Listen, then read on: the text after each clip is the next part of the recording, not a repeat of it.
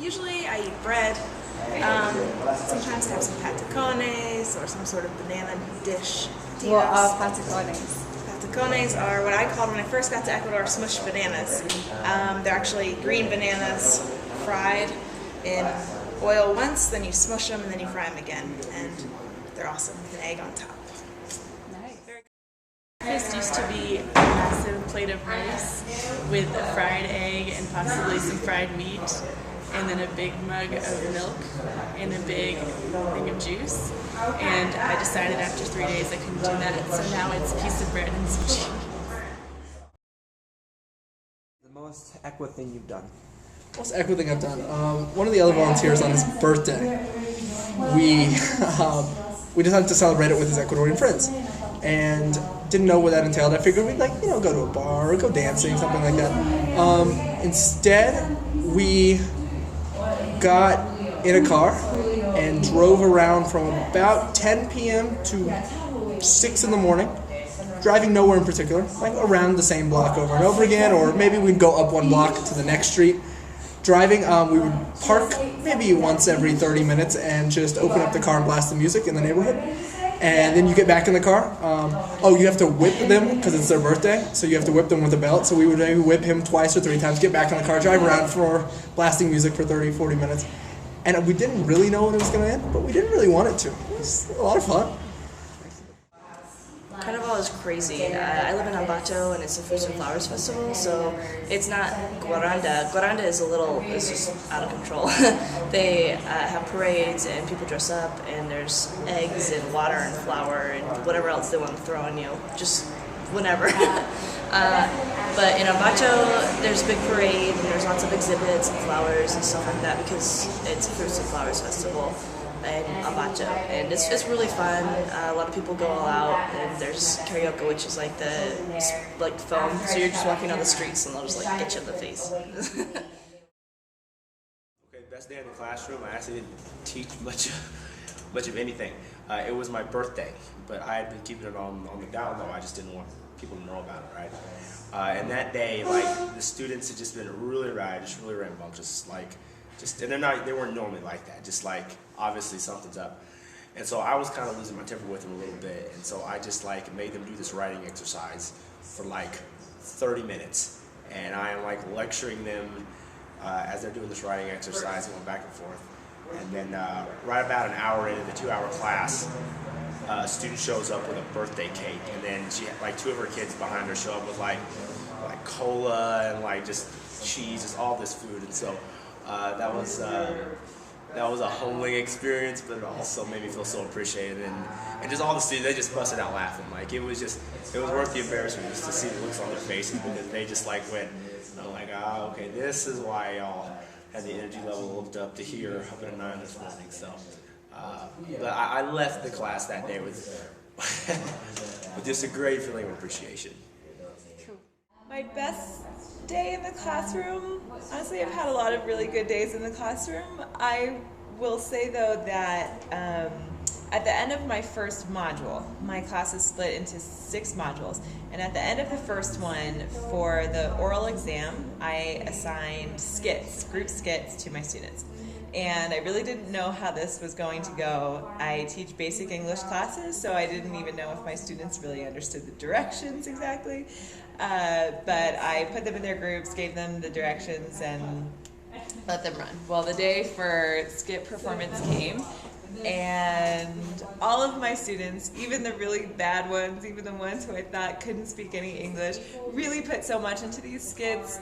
They were creative, they were funny, they were very well performed. I heard people pronouncing English words correctly who I'd never heard say English words before, and it was just a really cool moment for me to see my students perform so well, and I think a really fun day for the students too. My best day was actually pretty recently, because I've been with the same students for almost 10 months now, and when I started they were beginner, and it was a struggle to make them say my name is blank. And actually I gave them a project where they had to kind of design, they each got a city, each group got a city, and they had to design a travel brochure for that city.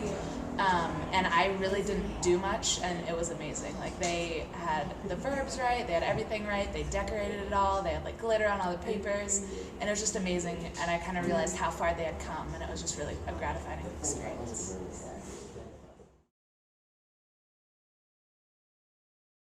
Well, first of all, the best thing about my host family is that my dad is a professional chef, and my mom works at a peluqueria, at a hair cutting place. So I get free haircuts and gourmet food all the time.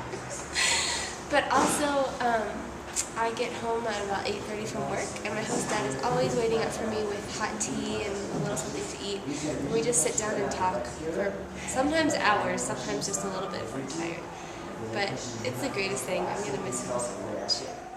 I really like having a family to rely on for helping situations such as not knowing where to go. For instance, the other day the heel on my shoe broke, and they're a wonderful fountain of information because they've lived in Ambato their entire lives. So they really help me out with things like that. And then they're very, very loving. They just call me they say that I'm their own daughter, because they've never had a daughter, they only had a son. So they just say that I'm their daughter, and they just shower so much love upon me all the time.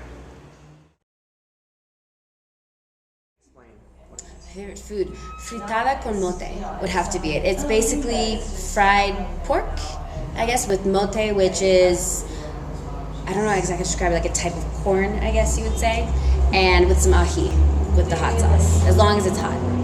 Yeah. I'd say an Ambato specialty, which is called yapingachos. They are like potato cheese pancakes. Sometimes there are onions in them, and they are wholeheartedly delicious. Served with a little like cabbage salad, and some. You have to serve it with avocado, but they are delicious. And my host. Is just bass, I think, but they have lots of really good cheap fried fish everywhere, and I did not expect to find that being in the Sierra, being 10,000 feet up.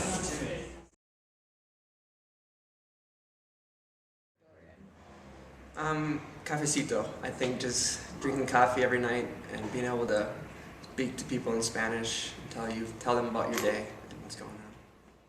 Favorite aspects of Ecuadorian society, I actually think, is the spontaneity. I really like this kind of, what are you doing this weekend? I don't know, well, let's go to a BMX race, which actually just happened to me recently. My favorite aspect of Ecuadorian culture is the welcomingness, and I think specifically to the coast, people are so welcoming, and I've found that with my host family, my students, my friends, their families, my boyfriend, his extended family. Everyone's just been super, super welcoming, and glad to have me there all the time.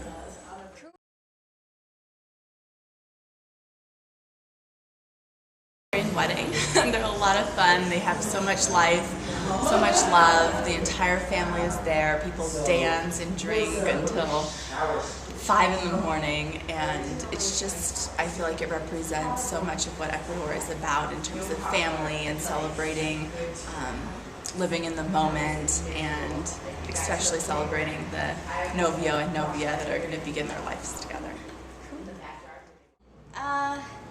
Just traveling in this country. I mean, between the Galapagos, the jungle, the coast, the Sierra, traveling with friends, with family, like, still every time I get on a bus, I just look out the window and I'm like, I live here, you know?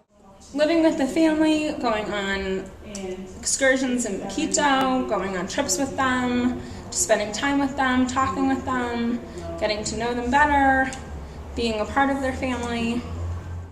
So like about two weekends ago, or I guess last weekend actually, I went to Puyo, and I went to a monkey reserve. And at the monkey reserve, they have all the monkeys hanging out, and they're rehabilitating, and they just jump on you, play with your hair, and lick you, and things like that. So that was my favorite memory so far from Ecuador. Probably was accidentally getting pushed up on the stage at a very big music festival, and I had to participate in a dance competition with other Ecuadorians, but I won a T-shirt due to my white girl dancing. So yeah. And nice. what kind of dance? What style of dance are we talking about? Was it to reggaeton. Reggaeton. Okay. Yes. But I would say the most recent anyway, I went to Quilatoa recently, and it was just a huge display of how Ecuadorians are, how welcoming they are, and it's a beautiful, beautiful place. And I think it's a crater lake, which is a lake that's formed in the crater of a volcano, and you can hike around the crater or down into the crater and back up. And it was absolutely beautiful. And if you start a day at 4 a.m. waiting in the street for a bus, and you end the day riding home in a camioneta with 4 sheep in the back, you know it's a good day.